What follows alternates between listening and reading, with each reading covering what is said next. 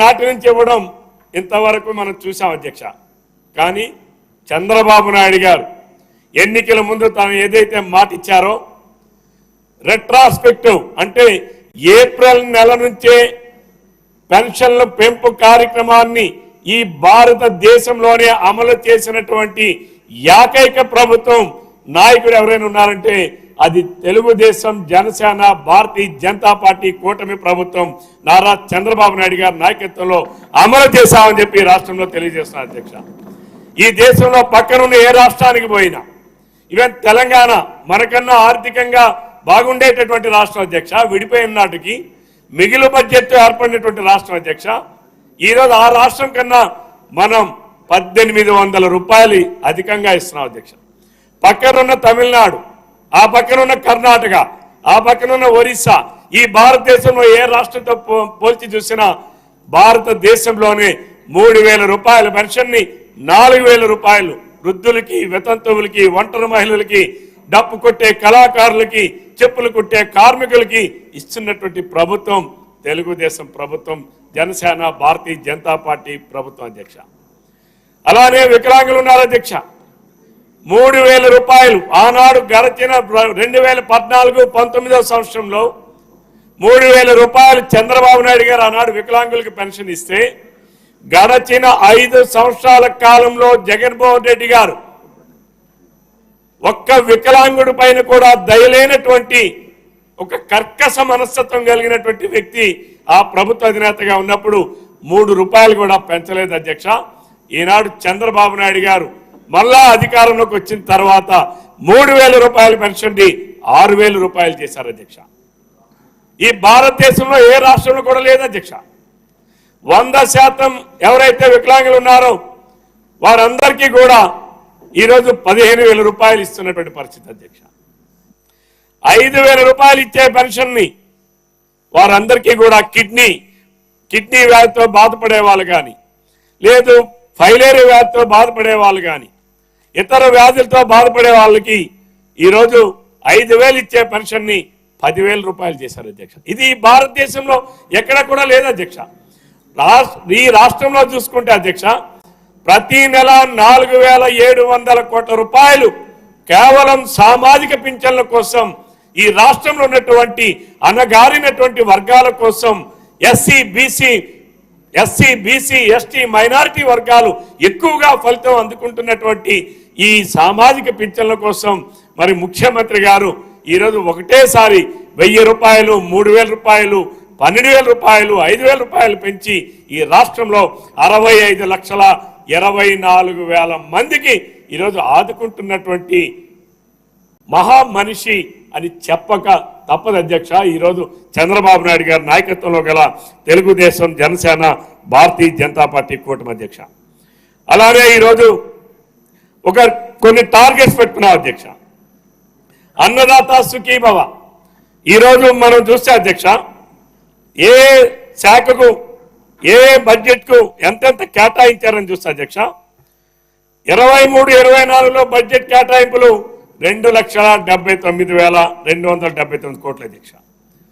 2024-25 budget కేటాయింపులు చూస్తే అధ్యక్ష 2,94,427.25 కోట్ల అధ్యక్ష.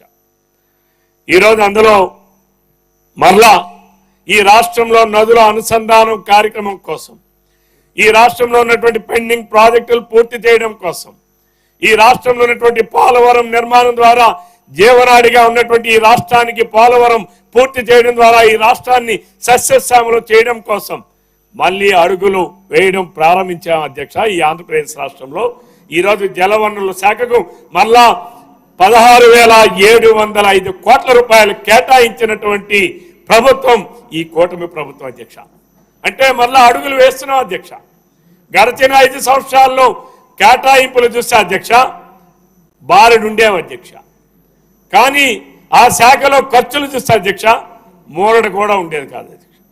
కేవలం గడిచిన 5 సంవత్సరాల్లో వైసీపీ ప్రభుత్వం, వైఎస్ఆర్సీపీ ప్రభుత్వం, జగన్మోహన్ రెడ్డి గారి నాయకత్వంలో 5 సంవత్సరాల్లో కేవలం 32,000 కోట్ల రూపాయలు మాత్రమే ఇరిగేషన్ శాఖ ఖర్చు పెట్టారు అధ్యక్ష. ఈరోజు ఒక ఏడాదిలోనే 16,705 కోట్ల రూపాయలు ఈరోజు బడ్జెట్ కేటాయించారంటే రైతాంగం, వ్యవసాయం ఈ రాష్ట్రానికి వెన్నెముక.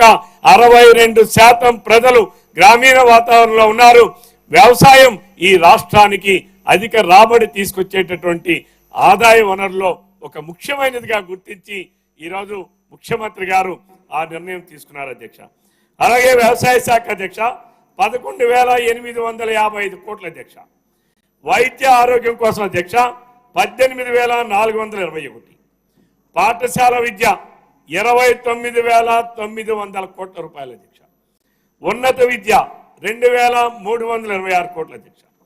పంచాయతీరాజ్ గ్రామీణాభివృద్ధి గడచిన 5 సంవత్సరాలు గ్రామ పంచాయతీ సర్పంచ్ ఎన్నికైనటువంటి ప్రజాప్రతినిధులు ఉండి కూడా కనీసం బ్లీచింగ్ పౌడర్ కూడా జల్లుకోలేనటువంటి పరిస్థితుల్లో ఉన్నటువంటి గ్రామ పంచాయతీల్ని మళ్ళీ ఆర్థిక పరిపుష్టి కల్పించాలి.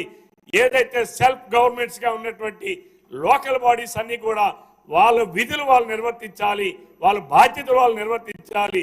తద్వారా ప్రజలకి మెరుగైనటువంటి సేవలు అందించాలనే లక్ష్యంతోనే ఈనాడు పంచాయతీరాజ్ గ్రామీణాభివృద్ధి శాఖకు మరి ఉప ముఖ్యమంత్రి గారి ఆధ్వర్యంలో, గౌరవ ముఖ్యమంత్రి గారి ఆధ్వర్యంలో 16,739 కోట్ల రూపాయలు బడ్జెట్ కేటాయింపులు ఉన్నాయి అధ్యక్ష.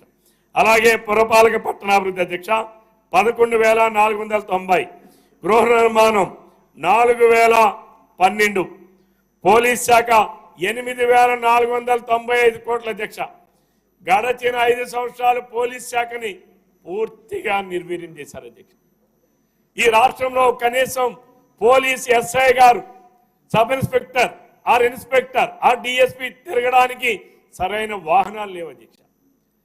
సీసీ కెమెరాలు ఆ రోజు తెలుగుదేశం ప్రభుత్వం చంద్రబాబు నాయుడు గారు ఈ రాష్ట్రాన్ని పూర్తిగా సర్వైలెన్స్ లో పెట్టాలని అనేక సీసీ కెమెరాలని అనేక నగరాల్లో, అనేక కూడల్లో, అనేక ప్రాంతాల్లో ఏర్పాటు చేస్తే పూర్తిగా ఈ రాష్ట్రాన్ని సర్వైలెన్స్ లేకుండా సర్వనాశనం చేసినటువంటి పరిస్థితి గడిచిన 5 సంవత్సరాలు కూడా ఉంది అధ్యక్ష.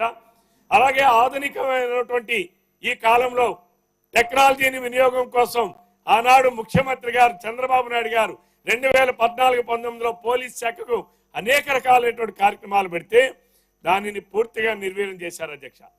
పోలీస్ శాఖను ఎందుకు వినియోగించారంటే ఎవరైనా ప్రశ్నిస్తే కేసులు పెట్టడం, జగన్మోహన్ రెడ్డి వైఎస్ఆర్సీపీ పార్టీ నాయకులు అక్రమాలు కానీ అడ్డుకుంటే వేధించడం, ఎవరైతే మహిళల పైన అనుచితమైనటువంటి వ్యాఖ్యలు చేసిన రాజకీయ నాయకుల పైన కానీ ఆఖరికి జడ్జీల పైన కానీ ఎటువంటి అనుచిత వ్యాఖ్యలు చేయడం, మాట్లాడలేనటువంటి సమాజంలో